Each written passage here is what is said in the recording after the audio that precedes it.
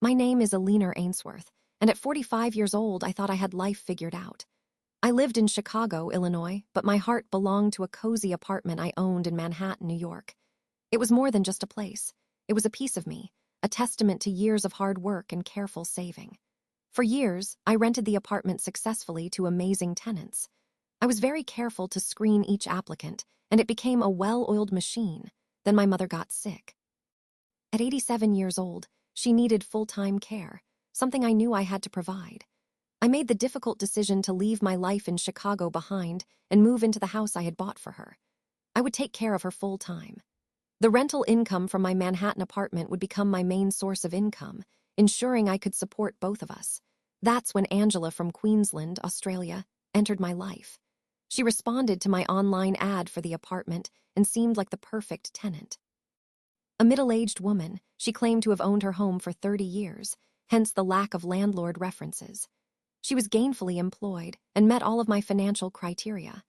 I had a waiting list of potential tenants, but something about her felt right, and her employment references were solid. Maybe it was a mistake to overlook the lack of landlord references. 7 months into the 1-year lease, the rent checks stopped. At first, I tried to call her, but she never answered. Emails went unanswered. A knot of dread tightened in my stomach with each passing day. This wasn't just about the money, it was about the betrayal of trust, the disruption of my carefully laid plans. I needed that money to care for my mom. I had no choice. I hired a lawyer and took her to housing court. The eviction process was long and stressful.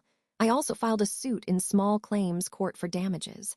The microwave was broken, the sofas were stained, and the apartment was left in a disgusting condition. The place needed a deep cleaning and some new furniture. It was going to cost thousands of dollars. Angela, however, was nowhere to be found. She skipped the court dates, secretly moved out of the apartment, and completely disappeared. It was as if she had vanished into thin air. Then I confirmed that she had fled back to Australia. I was furious. Pursuing the case in Australia would mean hiring a local lawyer, domesticating the financial judgments, and attempting to garnish her wages. The costs would be astronomical, and there was no guarantee of success. It felt like she had gotten away with it. I was defeated, but I am not one to give up easily. I spent many sleepless nights thinking about Angela. It wasn't just about the money anymore.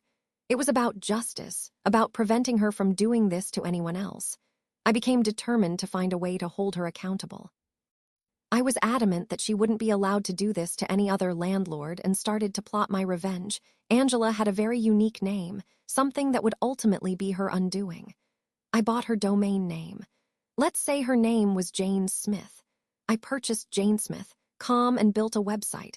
It was simple, but effective. I proceeded to post the details on said website. Her photo, an official copy of the financial judgments I won against her.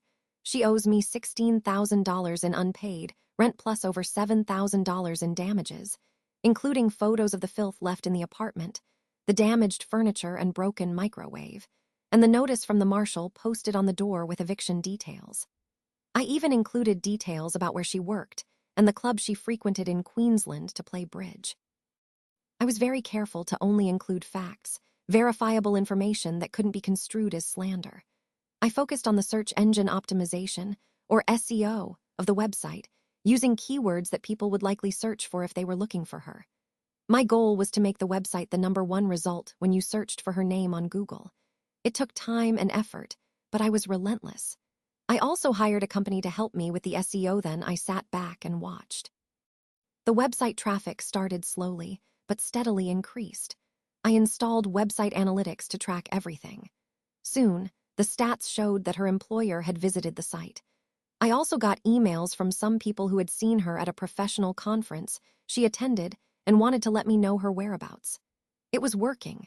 In addition, I communicated with the people who wrote letters of reference on her behalf, the ones she submitted when she applied for the apartment.